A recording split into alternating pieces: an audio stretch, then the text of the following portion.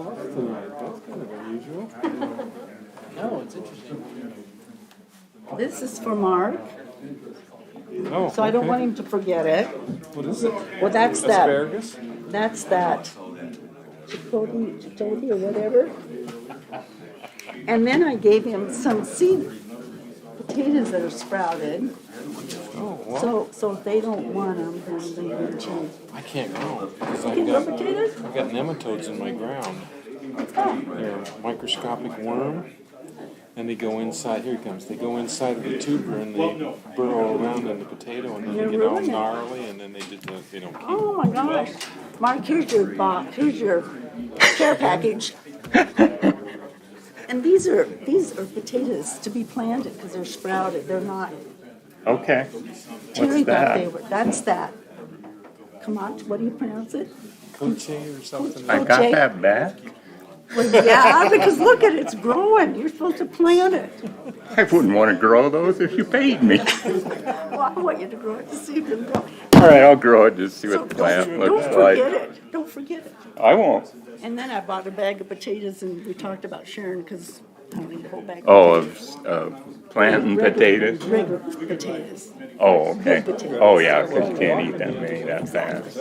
So anyway, Okay. Well, you and Terry can work that out. Walk a mile. Do you? But I can't always get motivated to do it. You were getting right along.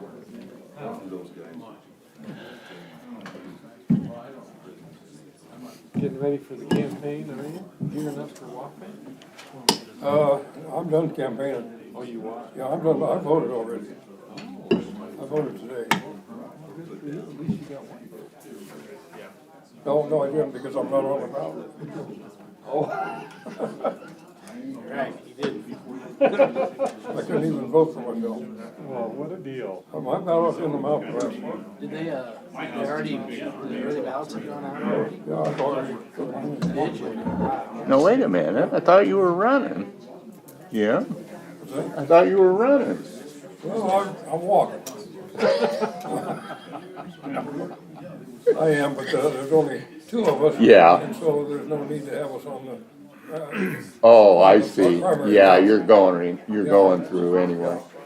because they have to advance two till Yeah. November. anyway. Why bother? Yeah. Okay, everyone, by the clock in the back, it is now 5:30. Welcome to the City Council chambers on April 5th, 2022 at 5:30 PM. You notice things are starting to green up in addition to blow strongly to the south. We're greening up in the land and kind of greening up for the city as well. So, calling the meeting to order, we have an invocation by Pastor Doug Lee from Two Rivers Fellowship.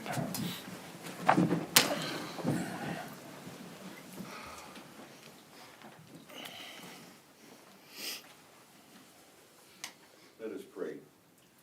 Our Father in heaven, you are the sovereign and all-knowing God. We are reminded by the winds blowing outside that we are like the grass blown by opinions. Help our leaders to quieten their minds, hearts, and open their ears to hear your Spirit speak to them. In James 1:5, you remind us that when we lack wisdom, to ask. So we ask, Father, today that you grant them wisdom, knowledge, and courage, so that the decisions that they will be making will benefit our city and our community. In Jesus' name, amen. Pledge allegiance to the flag of the United States of America and to the republic for which it stands, one nation, under God, indivisible, with liberty and justice for all. Thank you, Pastor Lee.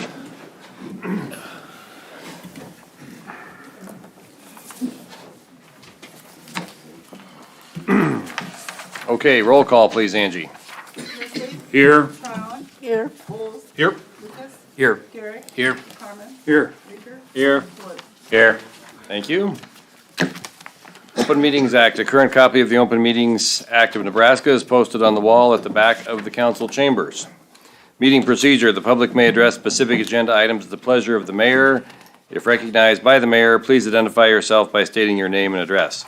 Please address the council through the mayor and limit your remarks. We respect our city employees and request that any complaints or criticisms of employees not be aired in a public meeting. Concerns about employees should be brought to the attention of the city administrator or mayor. Individuals in violation will be declared out of order. Also, the first person to go up the microphone there today, please make sure it's on, as I can't see the red light from here. That's just a side note. Another side note, I just want to mention that we're going to begin the transition from Matt Kibben sitting here on the U to Lane Groseth, who will be the interim city administrator. And so this will be tonight's last sitting of Matt here, unless Lane gets really sick or something like that over the course of the next month. So if you want to, take the opportunity to say thanks to Matt, he'll still be at the meetings, but he just won't be sitting up here. Throw something at Matt, let me know so I can duck, please. I'm just kidding. Okay. Consent agenda. All matters under consent agenda are considered by the city council to be routine and will be enacted by one motion. Any city council member may, however, remove an item from consent by request. Item number 1, approve the minutes of March 15, 2022. Item number 2, approve the application by Lazy RW Enterprises LLC for a special designated license on April 23, 2022 from 12 p.m. to 8 p.m. at Brittany's in the District 177 Mall, 1100 South Dewey, Bay 50 for a tasting event. Item number 3, approve the application by Big Red Liquor for a special designated license on April 18, 2022 from 9 a.m. to 12 a.m. at venue 304 at 304 East 5th Street for a fundraiser. Item number 4, send application of Cork and Cap LLC DBA CNC Catering for a Class 1 liquor license, beer, wine, and distilled spirits on sale only at 304 East 5th Street to the Nebraska Liquor Commission with no recommendation. Mr. Mayor, I move that we approve the consent agenda as presented. Second. Motion, Reeker, second, Nisley. Calling the question on the consent agenda, please.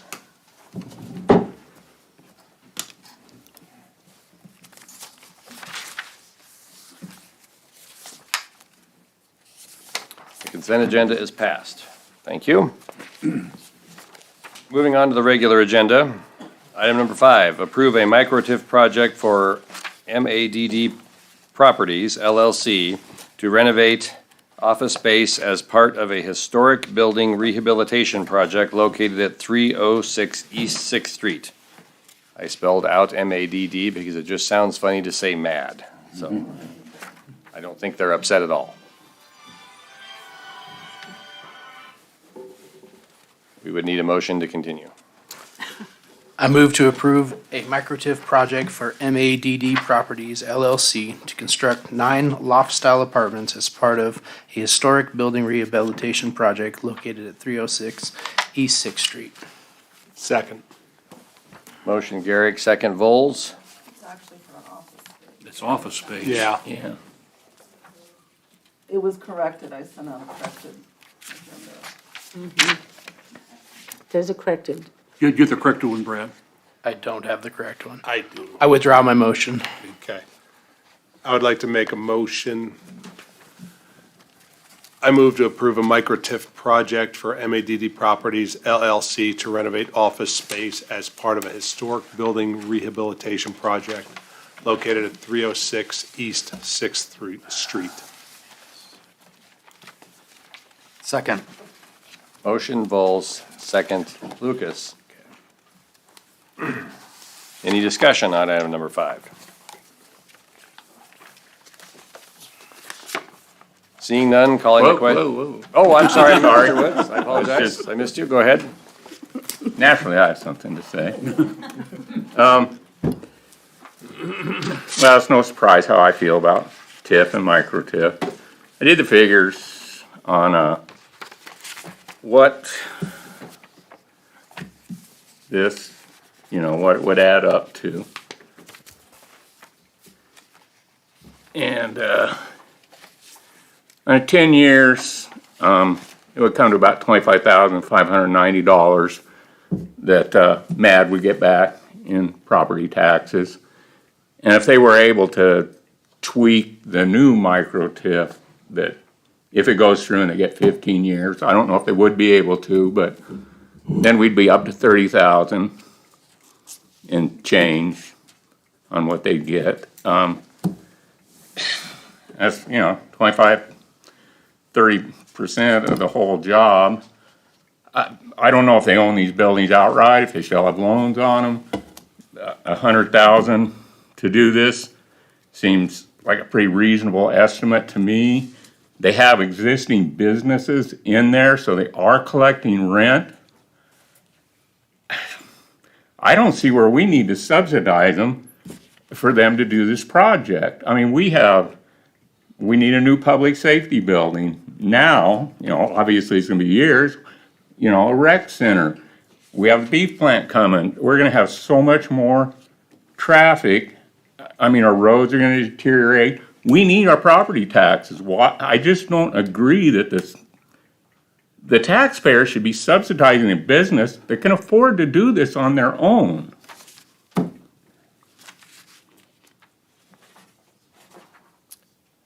I don't want to cut you off. Is that the end of your comment? No, I'm done. Okay. I should stop now. Okay. Any other comments on item number 5? Mr. Mayor, Mr. Reeker. I'm going to side with Mr. Woods. I didn't run the numbers like he did, but as I mentioned at a prior council meeting, and maybe it was at a Chamber of Commerce meeting in retrospect, but regardless, within the next 2.5 to 3 years, we're going to be looking at a $50 million annual payroll coming into our community. And there's going to be new businesses that are going to start up. There's going to be a demand for more business and office space. I would imagine that office space is going to go at a premium. I just can't for the life of me understand why we would need to circumvent some of that tax money going back into the community to pay for the costs that the city has. So those are my thoughts. Just a second. Any other comments? Mr. Woods? I forgot a couple things. They also will have, from what I read, the baseball team will be renting some of this office space, so there's even another business to help pay the expenses. And with the increase in business, I imagine property taxes, the valuation, will go up on all these buildings because office space will become more needed. So they will get even a bigger amount that they'll be able to collect off the increase in property taxes. I mean, they're landlords. They can afford to do this themselves. I've been doing it with homes for 20 years. And I'm foolish. I do things like buy houses and have them for 5 years. When I first started, I bought 5 houses at a time with one renter. And still, I have made money without ever getting a penny from anybody. So the professionals who have way more resources than me and more talent and do it professionally as a living, I cannot comprehend any way they cannot do this on their own. That's it. I'm done. Okay. Let Ty speak. Oh, no, please. Go ahead. Donna, Please go Ms. ahead. Tryon, go ahead. You have the floor. Please. Thank you. I just want to say that anytime a business is in business, they should plan for capital improvements. I don't think the city of North Platte school systems or whatever can sit by for 15 years for the taxes to start coming. So I guess, kind of side with those guys. Thank you. Mr. Lucas? Yeah, I was just going to comment why I'm supportive of it. We passed a micro TIF program in our community, and that is set for areas that were blight and substandard, or that in the future we designate as blight and substandard. And my impression of micro TIF is that it's not supposed to include the depth of analysis that regular TIF does about can they afford it, would it happen without it? You should be able to apply for it and get it fairly easily if you meet the basic requirements of it. I think that, to me, that was the whole concept of micro TIF, is that if you meet this criteria, that you get it, and it should be simple. I mean, we even had debate about whether these should even come to the council for decision versus being an administrative action. And so I guess I feel like when we passed our program as a community, we designated for a project like this at this location to qualify for it. I would comment on the financial side that most of the people that I've worked with that have done a major renovation to an older property like this do not get as much growth in value, especially immediately, as they spend in cost. And then we also capture the sales tax of any materials that they purchase, along with any economic benefits that the community sees. But I guess I feel like when we passed having a micro TIF program, that we told the people in our community that if you're in these areas or can apply and be approved to be in one of these areas, that you're going to get micro TIF if you do a renovation project like this as an incentive to encourage the rehabilitation of real estate in our community. Mr. Bowles? Ty made a key statement, and that's to encourage development in our downtown area.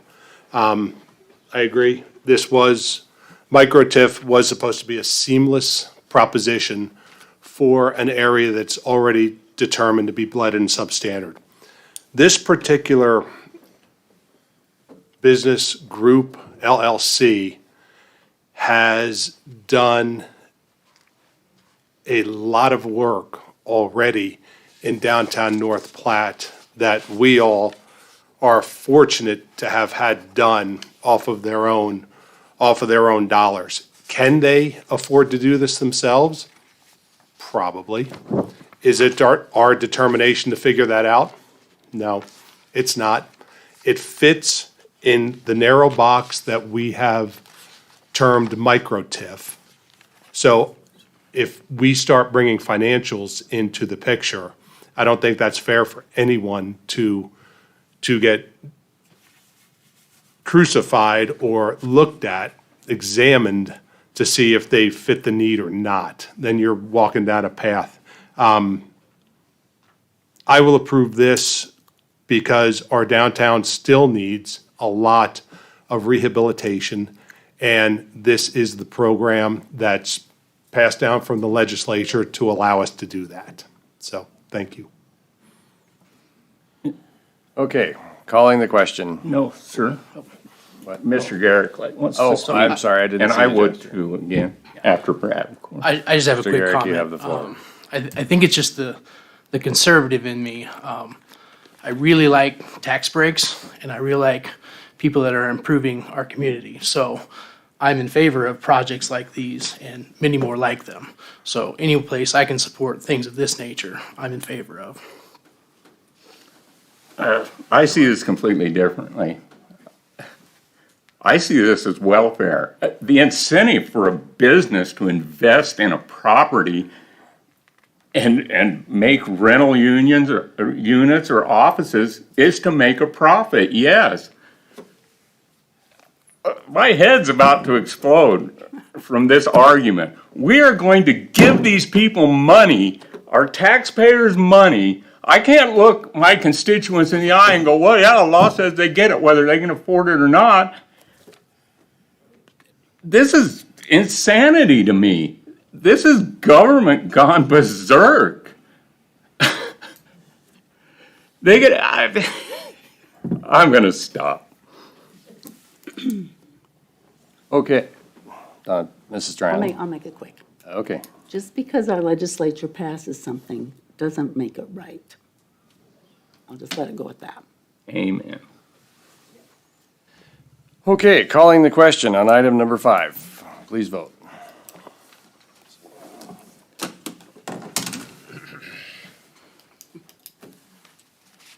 Item number 5 passes. Item number 6, approve a microTIF project. Wait, somebody didn't vote. Yeah, something's not right. Yeah. done There's that. 8 of us here, and it's Oh. 4-3. Carmen, Oh, Jim, did Mr. you Carmen, it vote? didn't record your vote, I'm sorry. let's start over. It didn't, We're gonna vote again, folks, Sorry. just for the sake of clarity. Okay, everyone. Somebody didn't I vote. know, Jim, it's usually me that doesn't hit the button hard enough. Okay. Now, Mr. Woods, it's you. Now it's you. Sorry. All right. Okay. Item number 5 passes.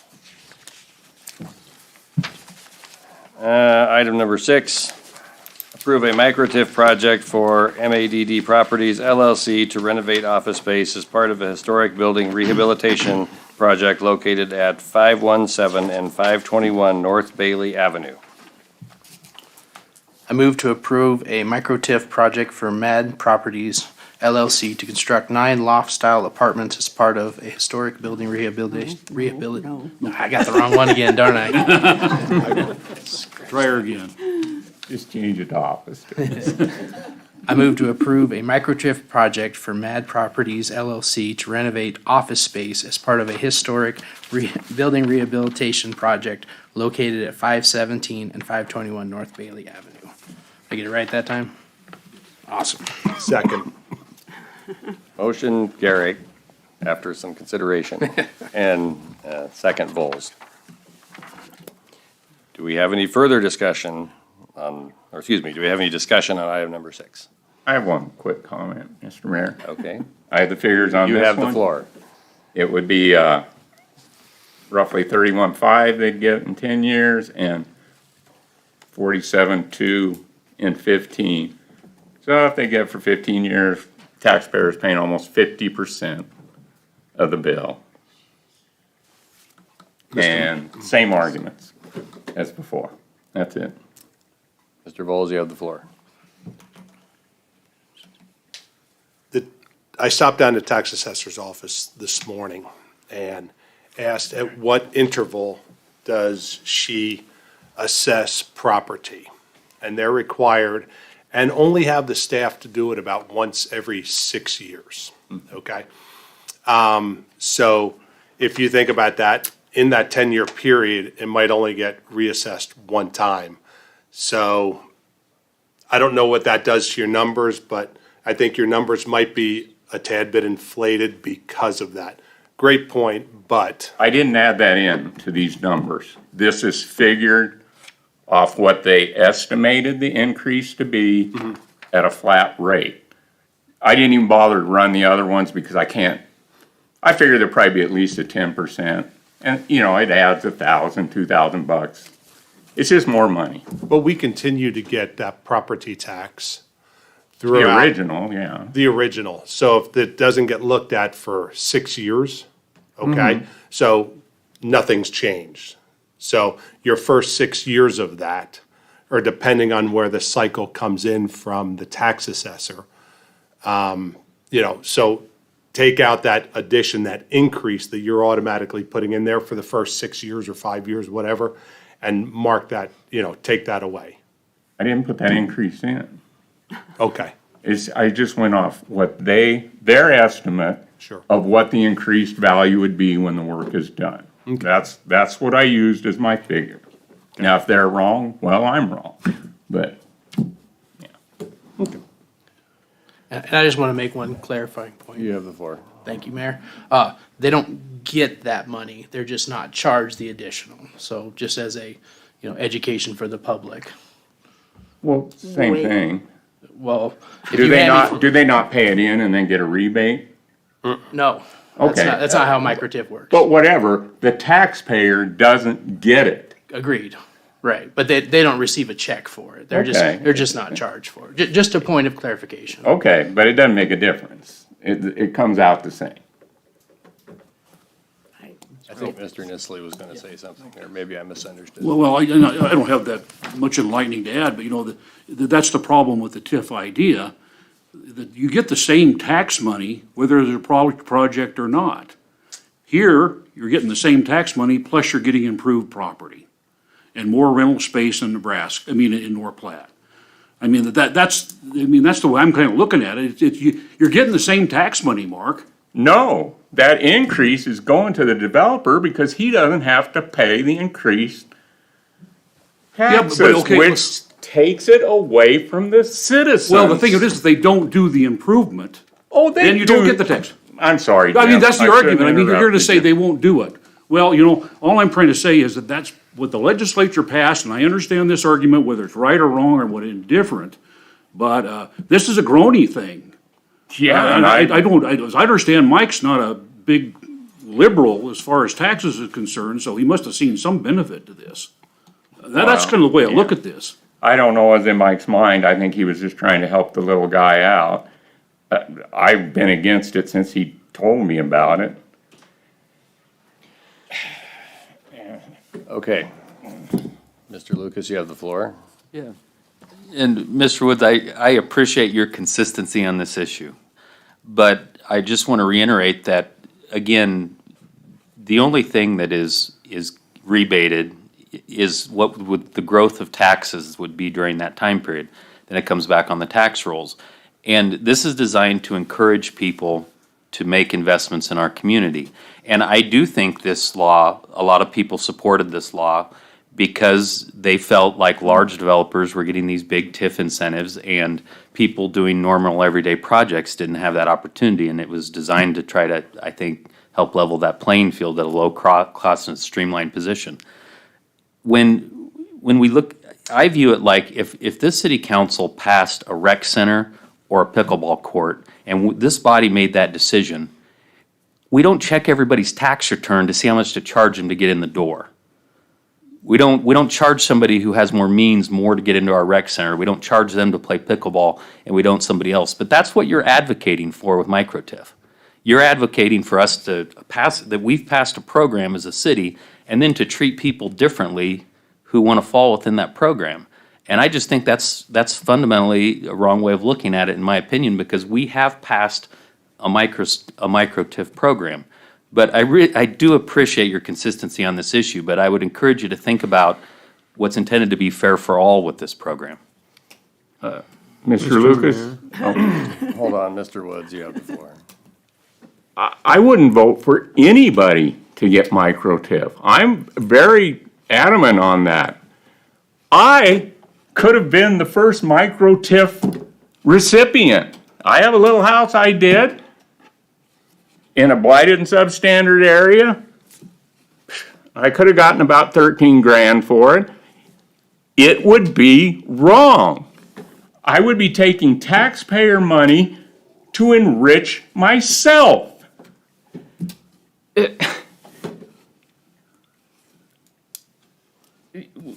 I just can't understand giving business. These people would be fools not to do this remodel. They will make money on this. They're going to do it, whether we give them this or not.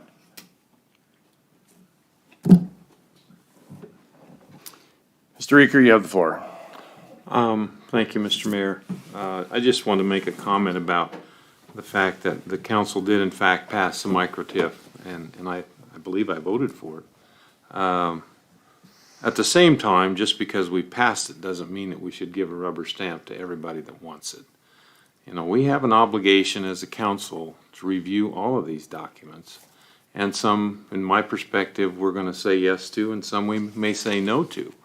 But just because we voted to adopt micro-TIF in North Platte shouldn't be a guarantee that everybody that applies for it's going to get it.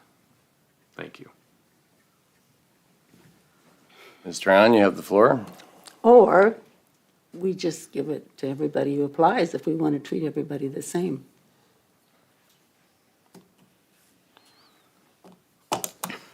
Okay. Calling the question on item number 6. Please vote.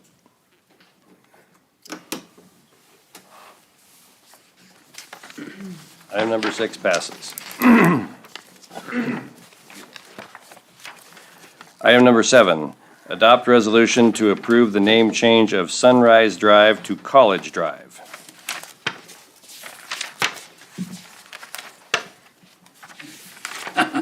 Mr. Okay, Mayor, motion to continue. Mr. Mayor,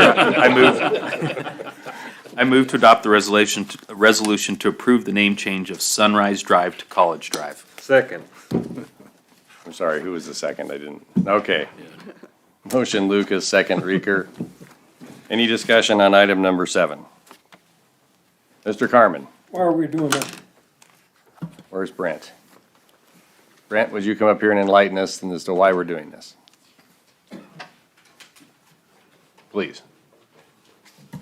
There we go. Red light. Mayor, council, Mid Plains Community College is paying for Sunrise Drive, it's what's called now, from Highway 83, the junction of Highway 83 going west to Willow. And that particular stretch that they're looking at is going to be roughly a 3-lane facility. And they requested the name to be changed from Sunrise to College Drive. Right now, it goes east to Menards, the 4 lanes going to Menards. There's no buildings on it. There's no addresses on Sunrise going to the east. And they were looking, my understanding is just to have a name, so when you're driving down the highway, you turn west and go on College Drive. So, one, they're paying for the road, and 2, it would, I think, help with identifying where they're located. That was the thought process from my understanding. Thank you. Anything else for Brent while he's up there? Okay, any other questions or comments on item number 7? Calling the question on item number 7. Please vote.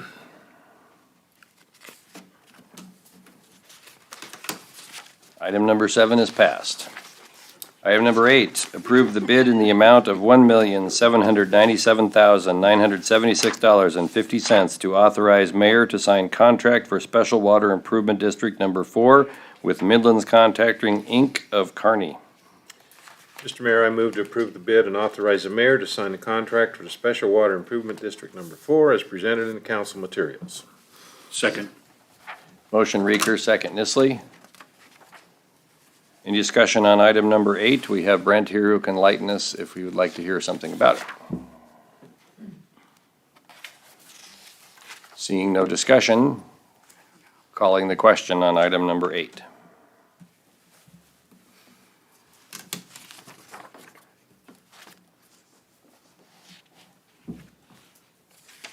Item number 8 is passed. Excuse me. Item number 9, authorize the opening of a checking account at Nebraska Land Bank for the Enhanced Employment Area Occupation Tax. I move to authorize the opening of a checking account at Nebraska Land Bank for the Enhanced Employment Area Occupation Tax. Motion Garrick, second Nisley. Mr. No, Lucas. it's Carmen. Excuse me, Carmen, sorry. Looking at your name tag. I'm sorry. Mr. Lucas, go ahead. Yes, I'd just like to request to recuse myself from item number 9 on the agenda. Okay, let the record show, Mr. Lucas recused himself from discussion and voting on item number 9. Okay, do we have any discussion on item number 9? Ms. Tryon? And the reason we chose Nebraska Land Bank is? Dawn, would you enlighten us, please? I think I know, but. Mayor Kelleher, Ms. Tryon, we did email all of the city's depository institutions and requested that any interested banks submit a bid to open this account. And Nebraska Land Bank is selected based on their interest rates that they would allow the city to have, 0.50 currently and a floor of 0.25. And so that was the highest, the best bid that was received. We did receive 5 bids from 5 of our 11 depository institutions. And the interest that's earned on that goes to? It remains, where this is new to us, it will remain in the account, and ultimately, I don't know that there will be a lot of earnings on that based upon the fact that once a bond is issued, the funds will be remitted to the bondholder monthly, and so there won't be a balance. But my understanding is that that can remain in the fund in order to pay the bond down slightly quicker. So it'll just go. Yes, and help offset the small fee that will come back to the city. Thank you, Dawn. You're welcome. Any other questions for Dawn while we have her up here? Thank you, Don. Any other discussion on item number 9? Calling the question on item number 9, please vote.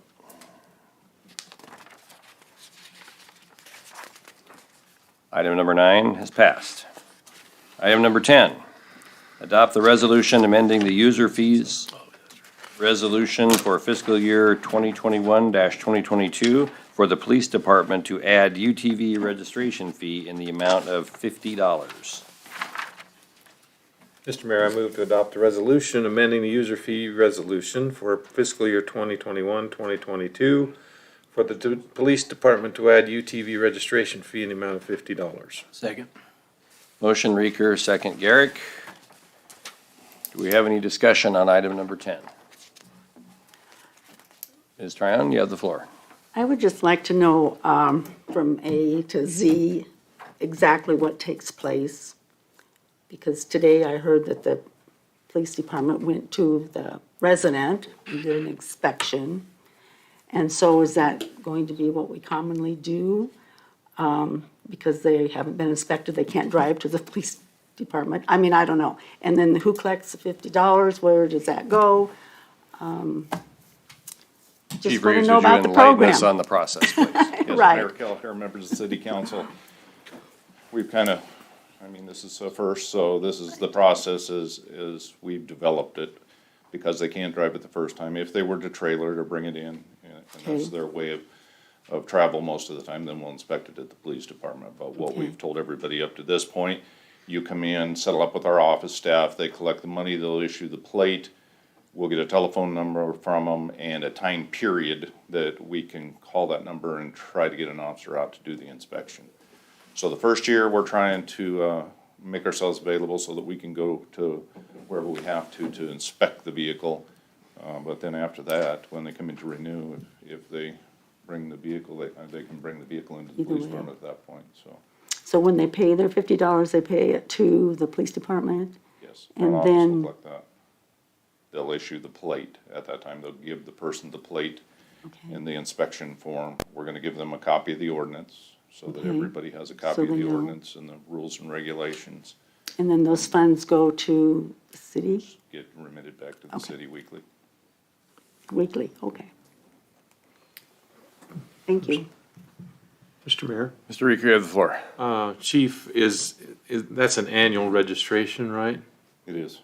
Okay, thank you. So we'll be doing them all now, but they'll all expire in December. So the only time that you'll get the 2023 is if you do it between December 1 and December 31st. Otherwise, January 1, they'll all have to be renewed. It'll just be okay. one plate? Yes, we just, we purchased the 2022 and the 2023 stickers, so we have 2 years' worth, with just to kind of try to get a feel for how many may go out the door. But there'll just be a plate on the rear of the machine, not on the front? Correct. Okay, And we won't reissue the plate, just the expiration sure, stickers. okay, thank you.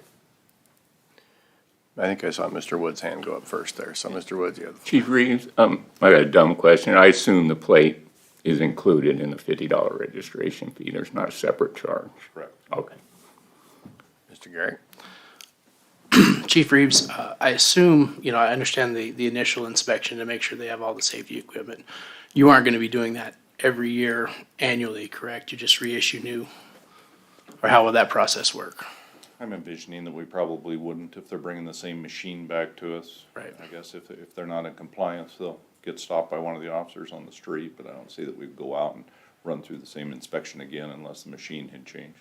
It would seem like a lot of man hours wasted over something that, if you see someone driving down the road that they've changed something, pull them over then. So, yeah, that makes Just leave it sense. to enforcement at that point. Absolutely. Thank you. Any other questions for the chief? Any other discussion on item number 10? Seeing none, calling the question on item number 10.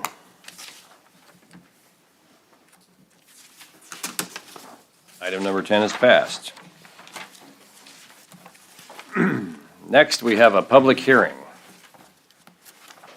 And the public hearing is to consider action on ordinance number 4092, amending the City of North Platte Code of Ordinances, Chapter 156, zoning sections 156.001 through 156.145 relating to residential zoning regulations, sections 156.290 through 156.310 relating to supplemental zoning regulations, sections 156.370 through 156.375 relating to non-conforming uses and structures, and amendments to the City of North Platte official zoning map. Mr. Kibben, would you please read the ordinance?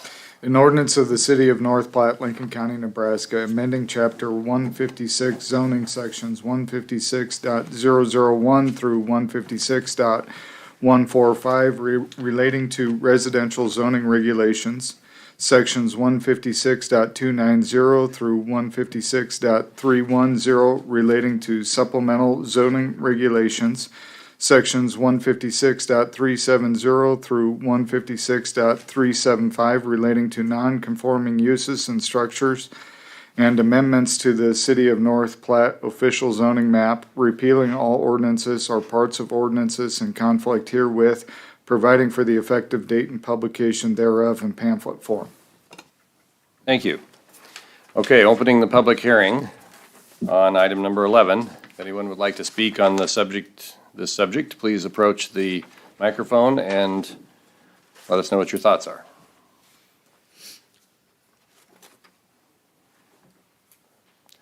Okay. Oh, here comes one person. Okay.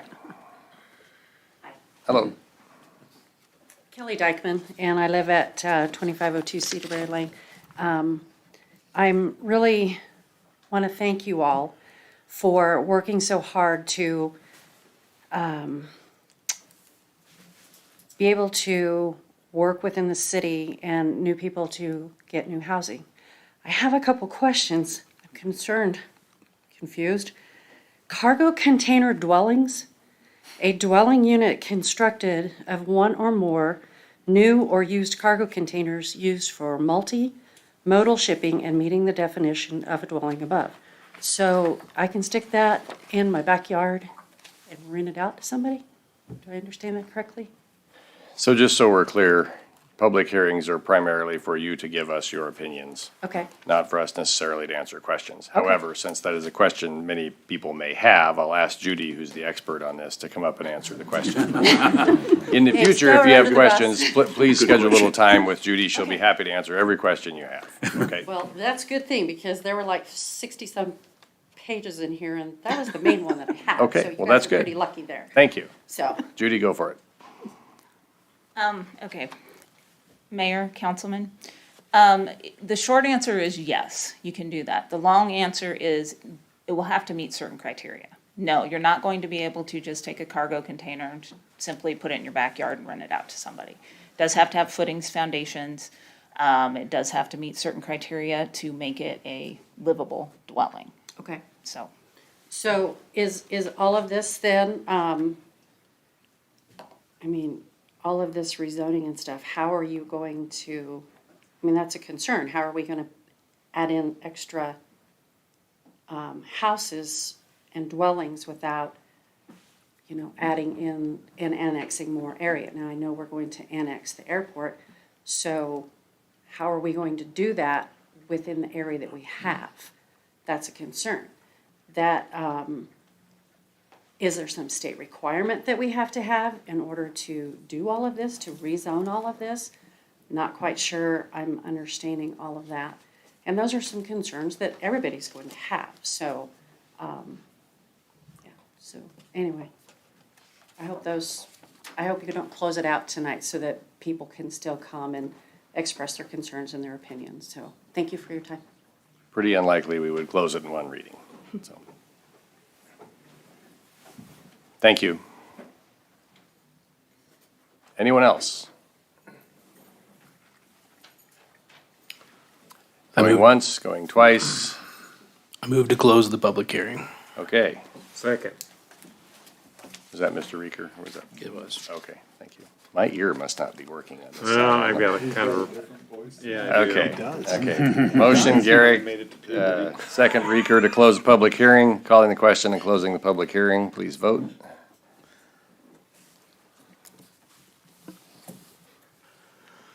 Public hearing is now closed.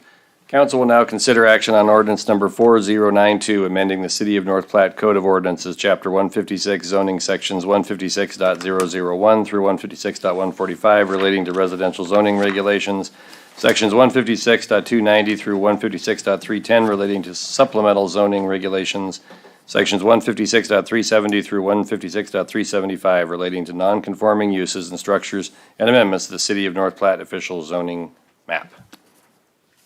I move to adopt ordinance number 4092 regarding amending the City of North Platte Code of Ordinance, Chapter 156, zoning sections 156.001 through 156.154 relating to residential. 145, dyslexia slips in. Thank you. Relating to residential zoning regulations, section 156.290 through 156.310 relating to supplemental zoning regulations, section 156.370 through 156.375 relating to non-conforming uses and structures and amendments to the North Platte official zoning map on first reading. Second. Motion Vols, second Lucas. Any, Miss, Are you trying to get this passed on first reading? No, sir. Oh, No, first. good. Yeah. I misheard you. Yeah, this is a biggie. okay, discussion. Mr. Mayor? I'm sure there's gonna be some. Mr. Reeker, you have the floor. Thank you. I want to thank Judy. We had a in-depth conversation, I think, about this, maybe more than one, actually. And she was gracious enough to send me a drawing that showed how someone could actually construct a home on a 44-foot wide lot and 136 feet deep, I believe. And that was one of my concerns, because we have lots on the north side that, you know, whenever they were plotted, were narrow lots. And so my concern was that those lots were going to be basically unusable, but with what she pointed out to me and the setbacks that you guys have crafted, I think that's going to be a realistic size. I mean, it would accommodate, I think, a 1,500 square foot home, if I'm not mistaken, and still have room for a garage in the back. So I think that's pretty much allayed my concerns about that. However, I do have concerns about, there's a number of people that I've noticed as I've traveled, particularly on the north side, that have rented out part of their property for the storage of motorhomes and boats and various things. And Judy mentioned that that's because of the zoning rules that are in place and in effect right now is technically already not a approved use of the property, so therefore that would be a violation of the code. However, the city has not ever enforced that, and so I would like to propose an amendment to our amendment that would address that specific issue. Is now the time to do that, Mr. Mayor? If you would like to, yes. Okay, I would like to. What wording would you like to propose? Thank you, I will give it to you. Here's what I would propose: an amendment to the amendment, Chapter 156 of the North Platte City Code of Ordinances. Property which is occupied by the owner for a non-compliant use as defined in the code for 5 or more years and with no code enforcement action by the city shall be considered a compliant use. My concern is that we have people out there now that have used these lots, in some cases for a number of years, as a secondary source of income, and that has not been enforced as of today. Apparently, the neighbors haven't complained about the use, or that would have initiated some type of an enforcement action, I believe, from the city. Correct me if I'm wrong. So I would like to see us accommodate those folks that are using their property for this type of an application. That's my motion.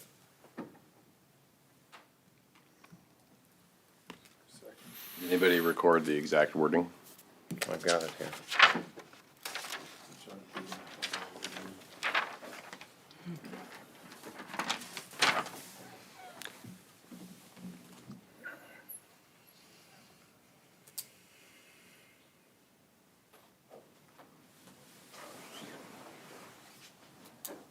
Mr. Mayor, would you consider reading that back for us at some point? Yeah. Certainly. I'm going to read this back just for the sake of clarity.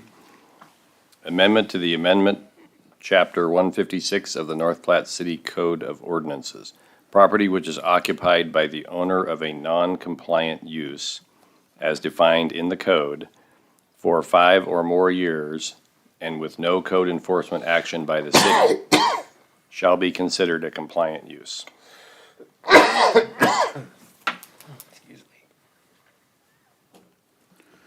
And so if I understand you, hold on just a second. So we have a motion, we don't have a second. So before we can discuss, we would need a second. So is I'll anyone? second.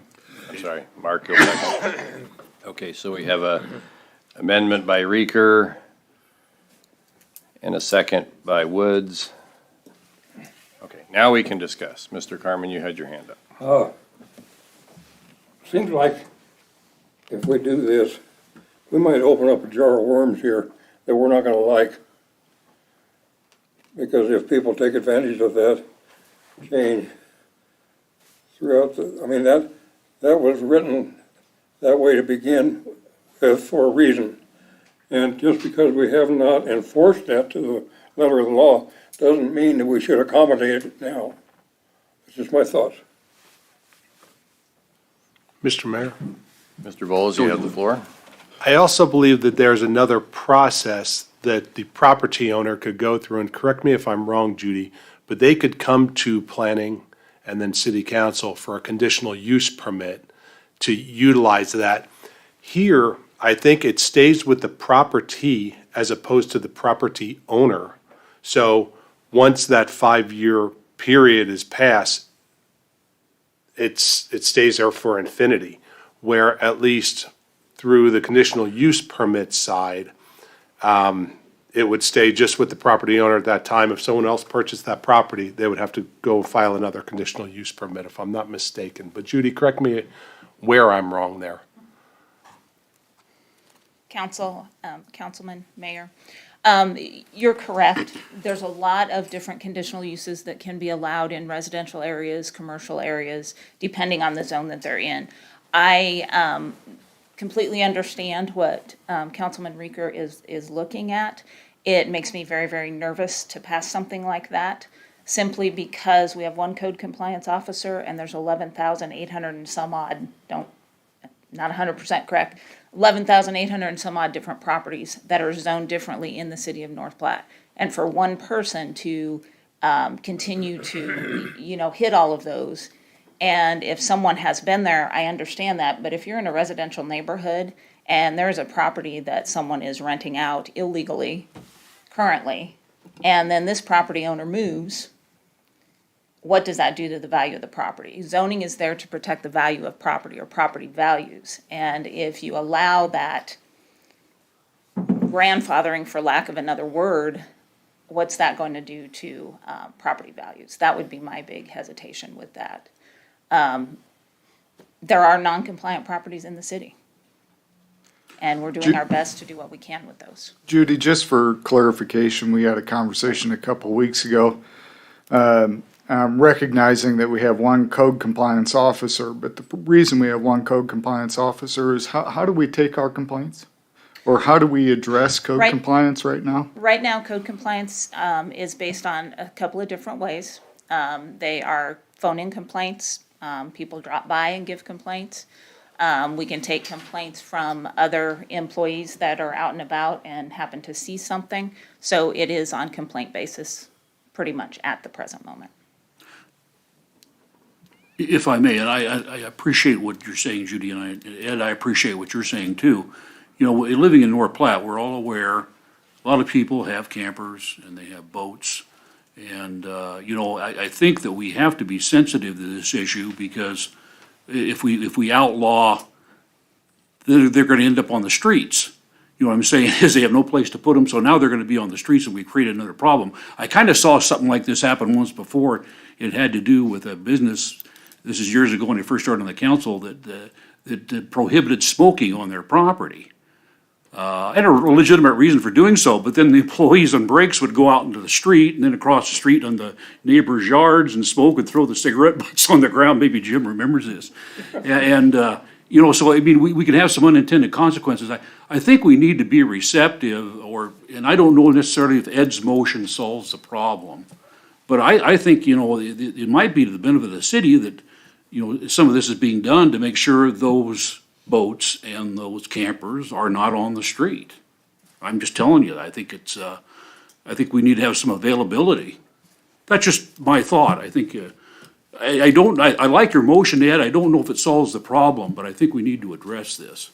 Because I think we're gonna create a bigger problem if we just outlaw it. You know what I'm saying?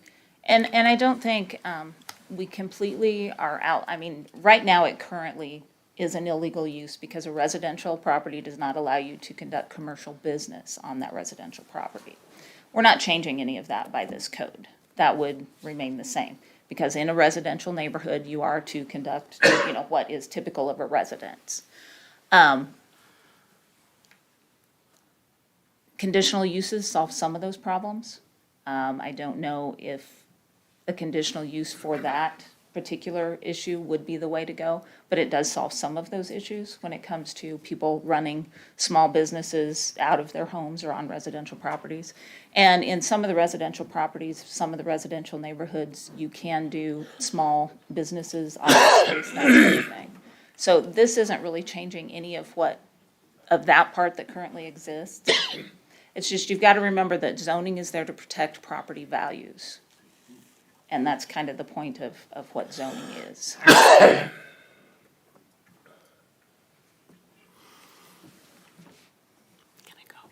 Mr. Mayor, may I ask Judy a question? Mr. Lucas, you have the floor.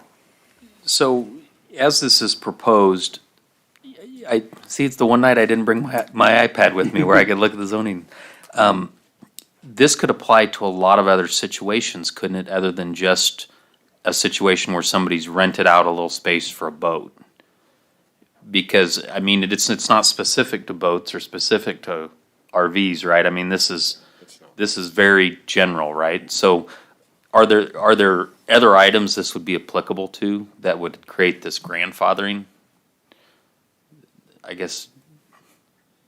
When you talk about grandfathering through zoning, anything that is a legal use currently would be considered a legal use when this zoning changes.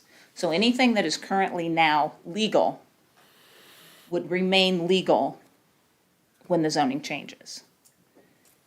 So that's about the best answer I can give you there with that one. Well, I might not even understand the amendment very well then. So is the amendment that in general, if I'm doing something I shouldn't do for 5 years, then I can keep doing it? Or is it that when we make this change, if I've been doing it for 5 years, I can keep doing it? And then how do we record whether somebody was doing it 5 years ago? Do you take a Polaroid of it and date it? Or how, Nebraska state statute says, and please Terry, correct me if I'm wrong, that when something is currently legally existing, if that zone changes. So for example, if I am in a residential neighborhood right now, and that zone would happen to change to commercial, I can still use that existing residential use, even though the new code has changed, because it was legal at the time of adoption of the new code. So anything that is legal at the time of the adoption of the new code will not change.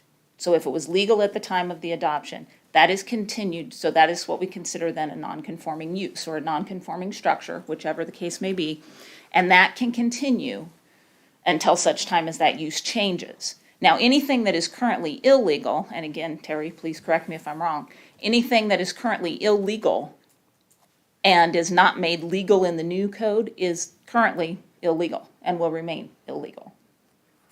No need to correct you. Okay, thank you. That's perfect. Legal theory is ex post facto, the legal Latin. You can't make something that was once legal and then change the law to make that same act illegal, and then go back and punish somebody for what they were doing prior to the change in law. But your explanation was probably better than that. Mr. Mayor? Hold on just a Go second. ahead. Thank you. Mr. Reeker, I have a question for you. So is your concern 99% that we have some relatively small number of people that have rented a piece of their property for storage of, let's call it a boat or an RV or something along those lines? And technically, that is currently an illegal thing to, or excuse me, having the property, or having that stored on your property is non-conforming, I guess is the best way to say it. Are you trying to address the issue of nonconformity, or are you really trying to address the issue that you don't want those people to miss out on that potential revenue? Which one? I'm not sure you can separate them. If it becomes, I mean, if the nonconformity becomes enforced, then they lose out on the revenue. That's correct. So I'm not sure what. But your principal concern is the livelihood of these folks, is that correct? That I think is in part correct, Mr. Mayor. I think part of it has to do with the fact of personal property and property rights. Judy mentioned about small businesses and how it's illegal to have a small business in a home unless it's specifically zoned for that accommodation. I don't know what area of our community is zoned residential and still can accommodate a business within that residence. I suspect it's a very limited number of areas, a very limited area. It depends on what type of business. So you can do a home occupation. Home occupations consist of things where it does not disrupt the residential nature of the area. So a home occupation could be something like a architect's office. If all he is doing is his architectural drafting in his home, taking phone calls, that sort of thing, but then he doesn't have people coming and going from his place of business on a daily basis that creates more than 4 trips a day in a vehicle, then those are home occupations, and those can be done in any residential district, as long as you have a home occupation permit that allows those types of things. Now, the storing of RVs, salvage yards, having a grocery store in a residential area, those things aren't allowed unless it is zoned appropriately for that. Because what those do is those disrupt the residential nature of that district. We see it all the time with some people that, they may be zoned residential and across the street it's industrial. We get a lot of complaints. Now, they are zoned appropriately, but right across the street, you're next to a salvage yard or you're next to a recycle center or something like that. We get complaints all the time because of the difference in community character or the residential neighborhood character based off of that business that's across the street. So to have a commercial business that creates a lot of traffic, a lot of noise in a residential neighborhood that doesn't keep the property values, that doesn't, keep the residential characteristic of the area. So, is it okay to, okay. So your definition, is that codified or how is that determined? The definition of a residential neighborhood? Business, a residential business. So Is like that a home codifi- occupation? Right, is that codified or is that Yes. an arbitrary decision? No, it It's is codified. codified. There is Okay. a section in our current zoning code that talks about home occupations and what you can and cannot have, Okay. yes.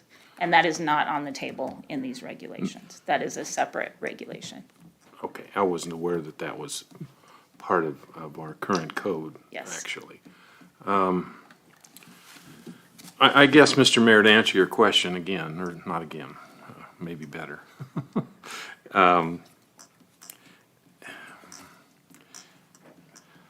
I have a real concern with the continued encroachment of government on personal property rights. It troubles me immensely, and I think this is part of it. The people that have maybe been storing campers and boats and on these lots for, I don't know, some have been there as long as I can remember. That's an income that they're relying on. It's maintained, the property's maintained. Some of them even have signs up that say rental space for boats or RVs. Obviously, they've been there for a while. it would seem to me like that if the neighborhood has an axe to grind with that, they would have complained. And apparently they haven't because nobody's done anything about it. So I guess I still come back to, I'm not exactly sure what you asked me. I asked you if your concern was primarily for the revenue source for these people or the fact that they are technically non-compliant right now. I wasn't sure which was your biggest concern.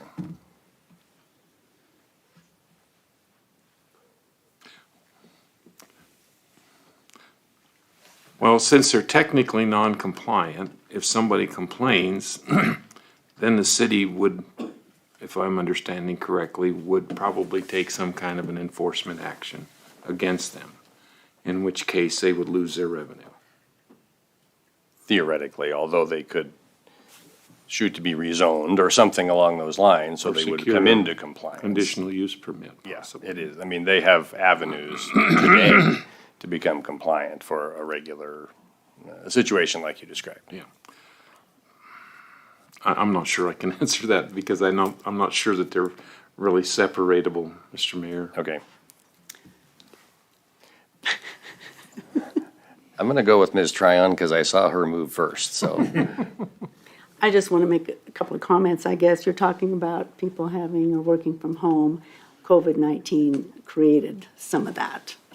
And so that's just throwing that out there. The other thing about what Councilman Reeker's talking about is I've seen people park campers, boats. I assumed it was their own. So if it's their own, they're not making any money, how do we know if we're doing it for income? I mean, how would you ascertain that? If they put up a sign, of course, then you would assume they were. But I guess I'm a little bit like, if there isn't a problem, don't wake the dog. Just my thoughts. Mr. Bowles? Briefly, this amendment, your amendment, Ed, and I get what you're saying, but it's an amendment to do something that we're not changing. Nothing's changing right now with how the current zoning regulations are and how these new zoning regulations are. It would be out of compliance today, just like it would be out of compliance 3 months from now if we pass this. So the amendment needs to tie into something relevant. Now, my biggest concern with this is you're trying to cast a huge net and just a huge seining net and just get shiners in there, okay? You might get some carp, you might get some catfish. It kind of leads us down a path that, without a lot of thought, that we might be really sorry just to give a blanket grandfathering. And I don't think it specifies campers or motorhomes or whatever you want to store there. It could be some other type of business that we haven't caught in 5 years. It could be a brothel back there. I don't know. You see where I'm going, though. It's casting a large net to only capture 5 or 6 individuals, or maybe 2 or 3 individuals. That's my biggest concern there. So, of unintended consequences. So that's my 2 cents. And I wouldn't be opposed to amending it. I mean, not at all. I mean, I just threw this out for discussion, obviously, and we've had that.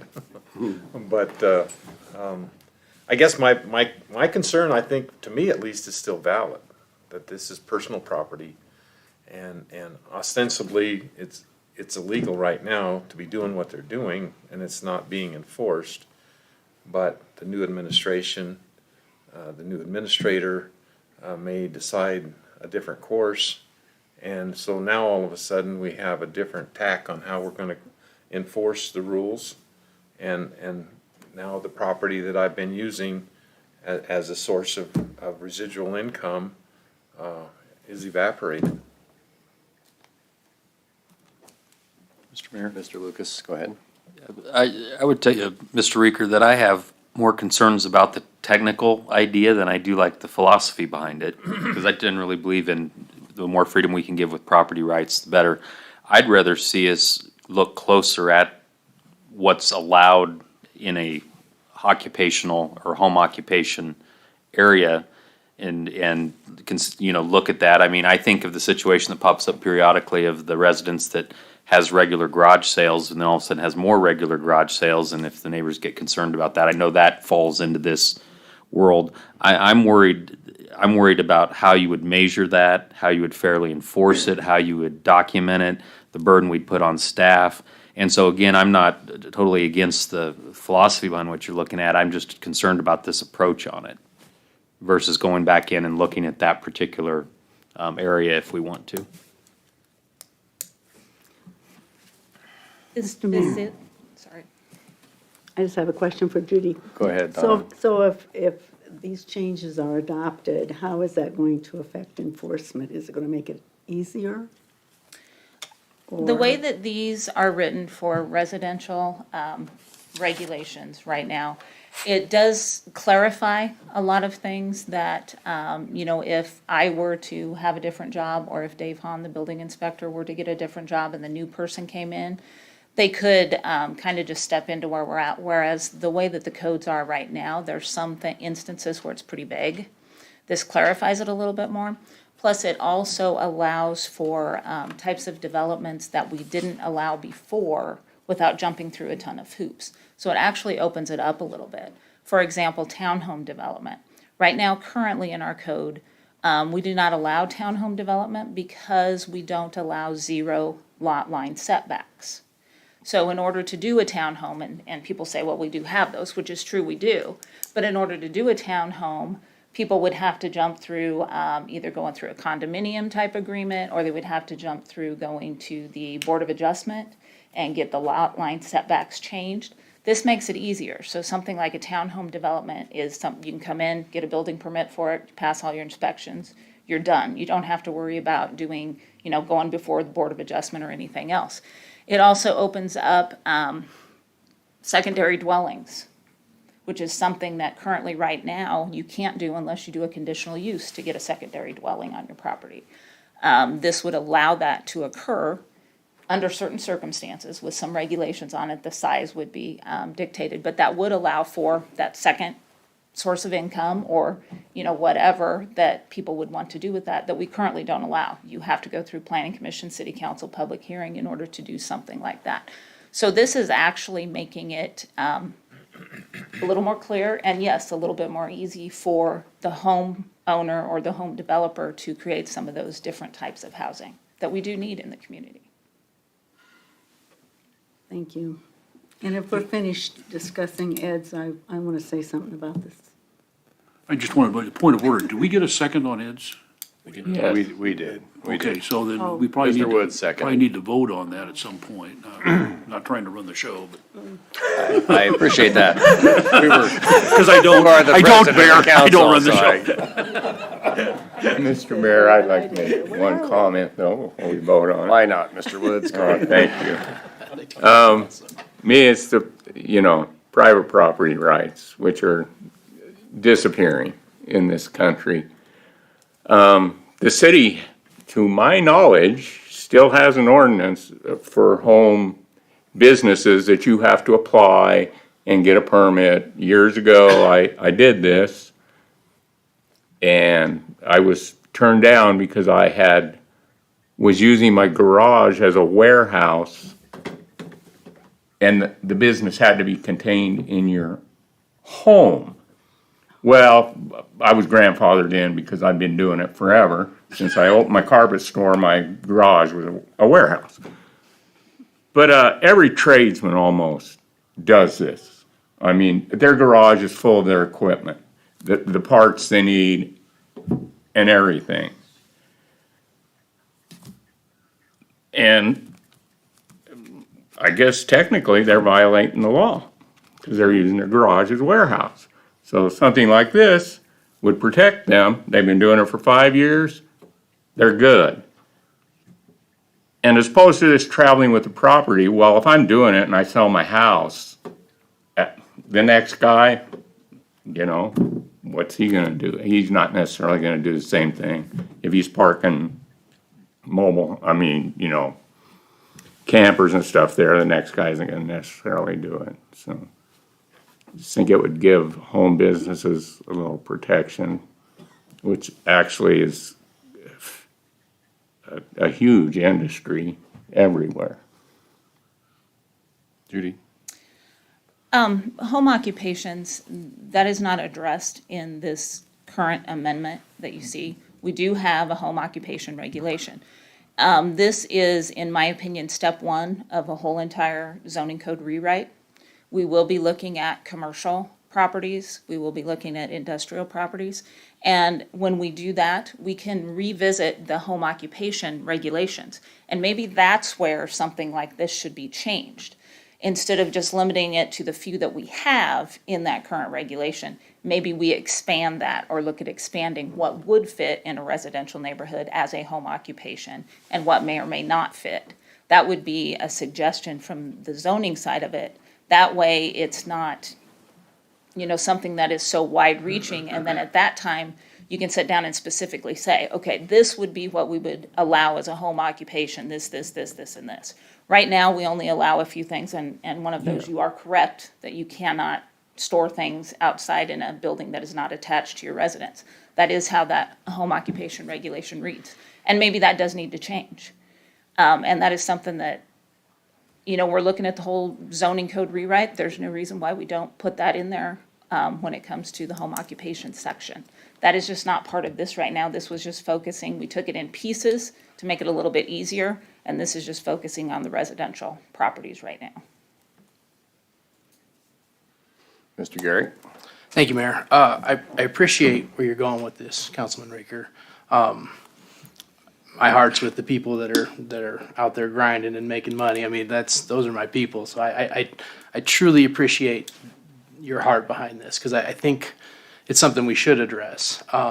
The language that's currently proposed, though, I think I need more than 20 minutes worth of discussion and research on my own to make that part of this ordinance. So I think we need to address that in the future, but I really appreciate you bringing this to light. Mr. Mayor, Mr. Reeker? like I said, I'm open to modifying the whatever it is. May I make a suggestion? Yes, sir. Since this probably requires a little bit of research and discussion, you can certainly do whatever you want, but if you were to withdraw your motion and then motion that we table this until we have some further research, and then we could bring it back in 2 weeks. You would have to make that motion. I can't, but if you'd like to do that, you could do those. I will bow to you. Mr. Mayor, I will withdraw my motion. Thank you. And then? And then I would ask that we table the current motion until we have some more information in front of us. Second. Okay. We have a motion to table by Reeker, seconded by Garrick. Calling the question on tabling, there is no discussion on motions to table. So we're tabling the whole ordinance.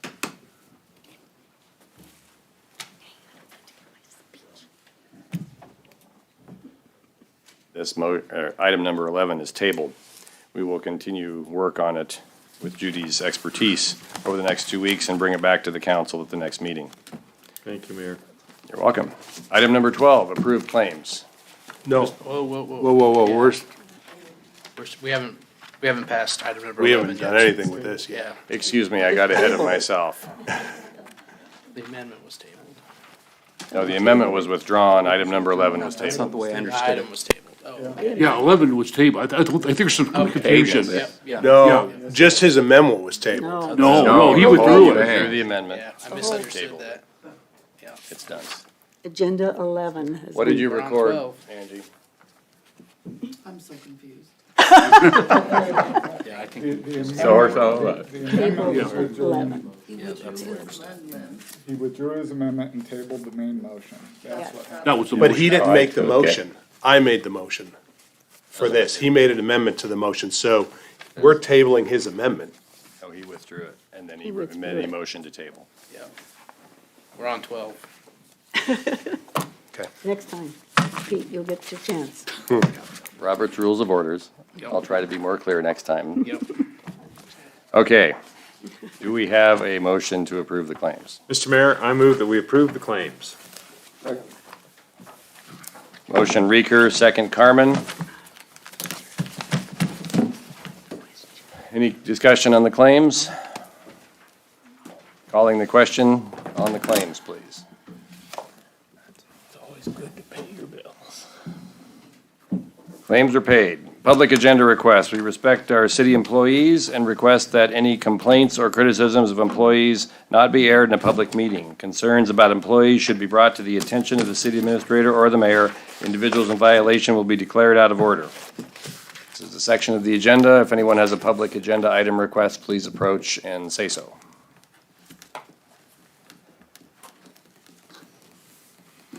It would appear that no one has a public agenda item request. Mr. Reeker? Mr. Mayor, I move that we adjourn. Second. Motion to adjourn, Reeker, second, Tryon, calling the question on adjournment. Mr. Carmen, we need you to vote, please. Jim? I thought you were gonna vote no. We are adjourned. Thank you, everyone. Have a nice evening and stay out of the wind. Don't forget your goodies. I won't. Well, I think what you talked about is that we need to address another part of the code about the home businesses. I think they'll take care of it. Sorry, sir. What concerns me is I think it started with the state government. He had surgery last week, so I'm letting him heal and he's hopping along on it. I'll probably call him. Brandon's working to hire a search firm. But I'll keep you up.